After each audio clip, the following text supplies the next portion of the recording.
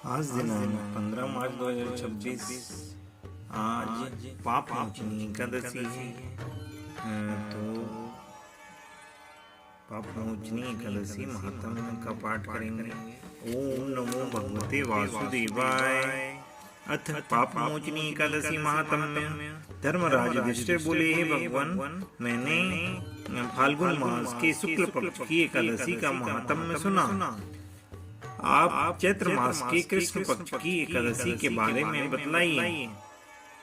इस एकादशी का नाम क्या है, कौन से देवता की पूजा इसमें की जाती है तथा विधि क्या है, सो आप सविस्तार कहिए। श्री कृष्ण भगवान बोले कि हे राजन, एक समय मंधाता ने लोमस से पूछा था कि हे ब्राह्मण, चैत्र मास के कृष्ण पक्ष की एकादशी का नाम तथा विधि क्या है, सो सब पूरी तरह से कहिए। लोमस जी बोले, हे राजन, चैत्र मास के कृष्ण पक्ष की एकादशी का नाम पाप मोचनी एकादशी है। मनुष्यों के अनेक पाप इसके व्रत के प्रभाव से नष्ट हो जाते हैं। इसकी कथा इस प्रकार है। प्राचीन समय में चैत्र रथ नामक एक वन था। अप्सराएं उसमें वास करती थी। हर समय वहाँ बसंत रहता था, अर्थात उस जगह सदैव प्रत्येक तरह के पुष्प खिले रहते थे। गंधर्व कन्याएं उस जगह निश्चरों के साथ विहार करती थी। इंद्र अन्य देवताओं के साथ उस वन में क्रीड़ा करता था।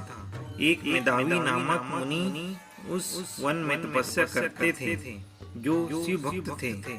मंजू घोषा नामक एक अप्सरा उनको मोहित करने के लिए एक दिन वीणा बजाकर मधुर मधुर गाने लगी। शिव के शत्रु अनंग कामदेव भी उस समय शिव भक्त मेधावी मुनि को जीतने के लिए तैयार हुए। उस सुंदर अप्सरा के भ्रू को कामदेव ने धनुष बनाया, कटाक्ष को उसकी प्रत्यंचा डोरी बनाई, उनके नेत्रों को बाण बनाया और पूंछों को पूरी बनाया। उस मंजू घोषा अप्सरा को सेनापति बनाया। इस तरह कामदेव अपने शत्रु शिव भक्त को जीतने के लिए तैयार हुए।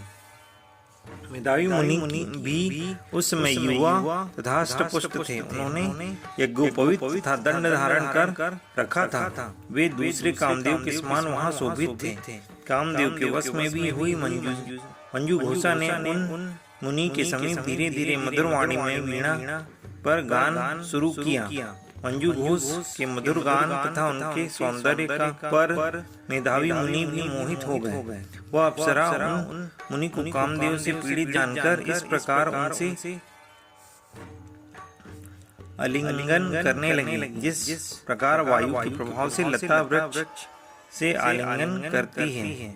उसके सौंदर्य पर मोहित होकर वह मुनि शिव रहस्य को भूल गए और काम में वशीभूत होकर उसके साथ रमण करने लगे।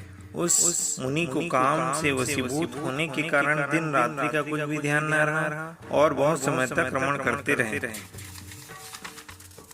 एक दिन मंजू घोषा मुनि से बोली, हे मुनि, अब मुझे बहुत समय हो गया है, स्वर्ग जाने की आज्ञा दीजिए। ऐसे वचनों को सुनकर उस अप्सरा ने मुनि बोले, हे सुंदरी, तू तो आज इसी संध्या को आई है, अभी प्रातः काल तक ठहरो। मुनि के ऐसे वचनों को सुनकर वह अप्सरा उनके साथ रमण करने लगी और बहुत समय बिता दिया। फिर उसने मुनि से कहा, हे मुनि देव, आप मुझे अब स्वर्ग जाने की आज्ञा दीजिए। मुनि बोले, अरे अभी तो कुछ भी समय नहीं हुआ है, कुछ देर और ठहर। वह अप्सरा इस पर बोली, हे मुनि, आपकी रात्रि तो बहुत लंबी है। अब आप सोचिए कि आपके पास आए मुझे कितना समय हो गया। उस अप्सरा के वचनों को सुनकर मुनि को ज्ञान प्राप्त हुआ और समय का विचार करने लगे। जब रमण करने के समय का प्रमाण 56 वर्ष 6 माह और 3 दिन ज्ञात हुआ, तो वे उस अप्सरा को काल का रूप समझने लगे। वह महान क्रोधित हुए और तब नाश करने वाली अप्सरा की तरफ देखने लगे। उनके अधर कांपने लगे और इंद्रियां व्याकुल होने लगी। वह मुनि उस अप्सरा से बोले, रे दुष्टे, मेरे तप को नष्ट करने वाली तू मेरे श्राप से पिशाचिनी हो जा। तू महान पापिनी और दुराचारिणी है, तुझे धिक्कार है। उस मुनि के क्रोधायुक्त श्राप से वह पिशाचिनी हो गई।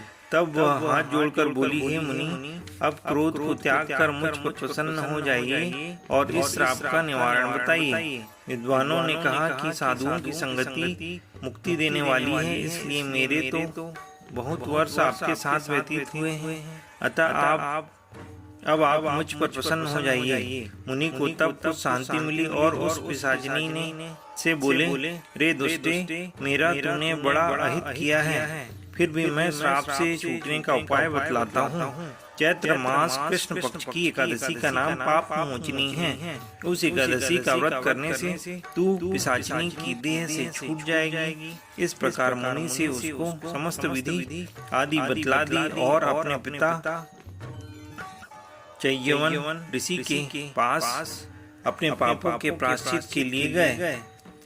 अपने पुत्र मेधावी को देखकर चयवन ऋषि बोले, रे पुत्र, तूने यह क्या किया? तेरे समस्त तप नष्ट हो गए हैं। मेधावी बोले, हे पिताजी, मैंने बहुत बड़ा पाप किया है, उसकी छूटने पर कोई उपाय आप बतलाइए। चयन ऋषि बोले, हे तात, तुम चैत्र मास की कृष्ण पक्ष की पाप मोचनी नाम की एकादशी का विधि एवं भक्ति पूर्वक व्रत करो, तुम्हारे ये समस्त पाप इससे नष्ट हो जाएंगे। मेधावी ऋषि ने पिता के वचनों को सुनकर पाप मोचनी एकादशी का विधि पूर्वक व्रत किया। इनके समस्त पाप उनके प्रभाव से नष्ट हो गए। पाप मोचनी एकादशी का व्रत करने से मंजू घोषा अप्सरा भी पिशाचिनी की देह से छूट गई और सुंदर रूप धारण करके स्वर्ग चली गई। डोमस बोले, हे राजन, इस पाप मोचनी एकादशी का व्रत करने के प्रभाव से सब पाप नष्ट हो जाते हैं। इस एकादशी की कथा के श्रवण व पढ़ने से 1000 गोदान करने का फल मिलता है। इस व्रत के करने से ब्रह्म हत्या करने वाले, स्वर्ग स्वर्ण चुराने वाले, मदपान करने वाले, अगम्य गमन करने वाले समस्त पाप नष्ट हो जाते हैं और व्रती अंत में स्वर्ग को प्राप्त करता है। बोलो विष्णु भगवान की जय। ओम नमो भगवते वासुदेवाय।